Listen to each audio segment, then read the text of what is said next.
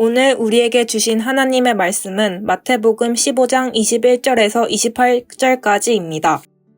예수께서 거기서 나가사 두루와 시돈 지방으로 들어가시니 가나안 여자 하나가 그 지경에서 나와서 소리질러 이르되 주 다윗의 자손이여 나를 불쌍히 여기소서 내 딸이 흉악하게 귀신 들렸나이다 하되 예수는 한 말씀도 대답하지 아니하시니 제자들이 와서 청하여 말하되 그 여자가 우리 뒤에서 소리를 지르오니 그를 보내소서.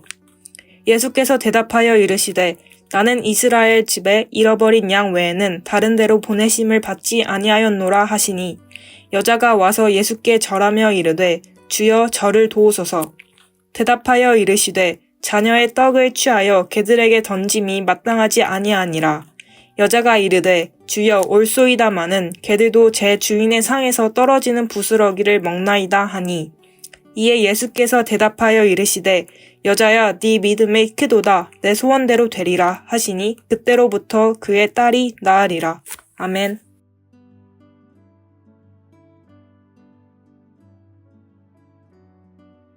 오늘 우리는 예수님과 한 가나안 여인의 대화를 통해 믿음이 무엇인지 깊이 살펴보려 합니다.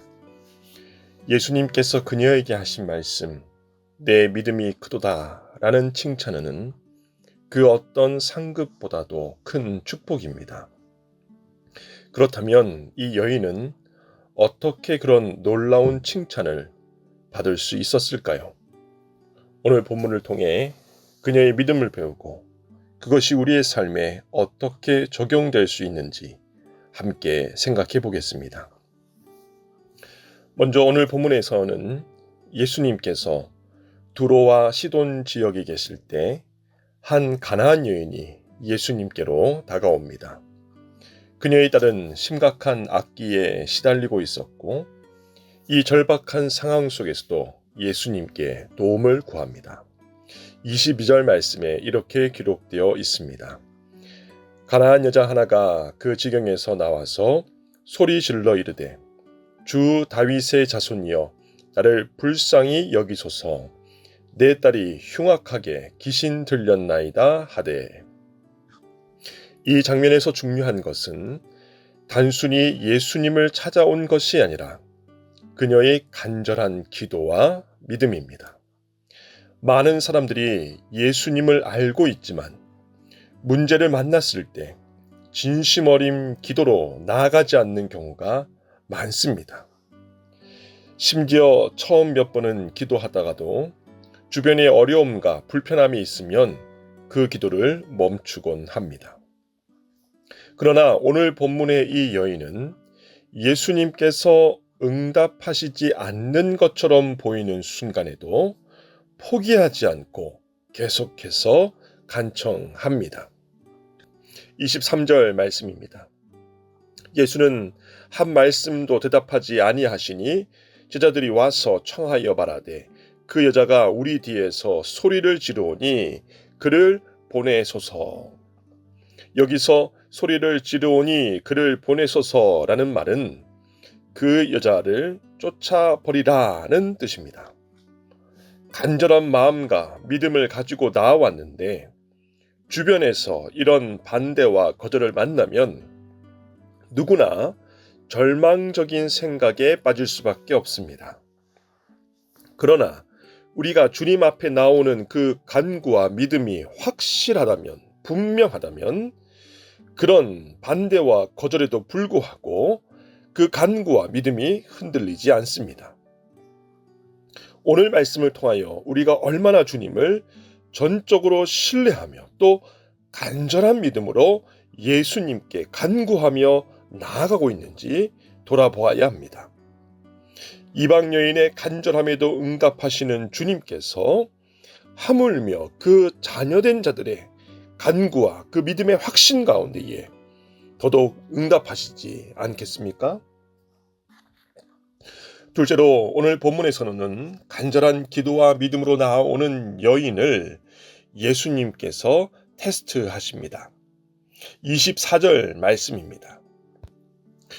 예수께서 대답하여 이르시되 나는 이스라엘 집에 잃어버린 양 외에는 다른 데로 보내심을 받지 아니하였노라 하시니, 이는 마치 예수님께서는 그녀의 간구를 철저히 외면하시는 것처럼 보이기도 합니다. 때문에 여인의 입장에서는 더 큰 실망을 느낄 수도 있었을 것입니다. 제자들에 이어 예수님까지 자신을 거절하는 것처럼 느껴질 수 있었다라는 뜻이지요. 그러나 그녀는 물러서지 않습니다. 더욱 간절하게 주여 나를 도와주소서라고 부르짖습니다. 이 장면에서 우리는 예수님의 의도를 깊이 생각해 보아야 합니다. 결론부터 이야기하면 예수님은 그 여인을 거절하시려 하신 것이 아니라 오히려 그녀의 믿음을 더욱 강하게 끌어내고 계셨다는 것입니다. 이는 우리의 삶에서도 동일합니다. 우리가 정말 간절한 마음으로 그리고 주님에 대한 굳건한 확신으로 기도함에도 불구하고 하나님께서는 때론 그 기도에 즉각적으로 응답하지 않으실 때가 있습니다. 그 이유는 오늘 말씀에 분명히 기록되어 있습니다. 바로 그 기다림의 과정 속에서 우리의 믿음을 더욱 성장시키시고 또 더욱 깊어지도록 인도하시기 위함입니다. 우리의 성장과 성숙을 기대하시는 주님의 뜻을 깨닫고 기억한다면 오늘도 더욱 전진할 수 있을 줄로 믿습니다. 혹여나 넘어졌다면 다시금 일어설 수 있기를 주님의 이름으로 축원합니다. 마지막으로 예수님께서는 오늘 본문 속 여인에게 한 가지 더 도전적인 말씀을 하십니다. 26절 말씀입니다. 대답하여 이르시되 자녀의 떡을 취하여 개들에게 던짐이 마땅하지 아니하니라. 자녀의 떡을 개들에게 던져주는 것이 옳지 않다는 표현은 당시 유대인과 이방인 사이의 인식을 반영한 표현입니다. 즉, 아무 음식이나 구별 없이 먹는 개를 매우 부정한 대상으로 여기던 유대인들의 인식을 그 가나안 여인에게 투사하신 것입니다. 그러나 이 여인은 이에 굴하지 않습니다. 오히려 그녀는 더욱 겸손하게 예수님께 대답합니다. 주님, 그렇습니다.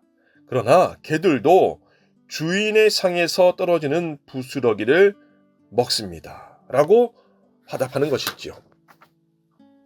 이 말에는 단순한 겸손이 아니라 예수님의 능력과 자비를 절대적으로 신뢰하는 믿음이 담겨 있습니다. 그리고 바로 그 순간 예수님께서는 그녀의 믿음을 인정하시며 이렇게 말씀하십니다. 28절 하반절 말씀입니다. 여인이여, 내 믿음이 그도다. 내 소원대로 되리라. 아멘. 이 말씀과 함께 그 즉시 그녀의 딸이 치유를 받습니다.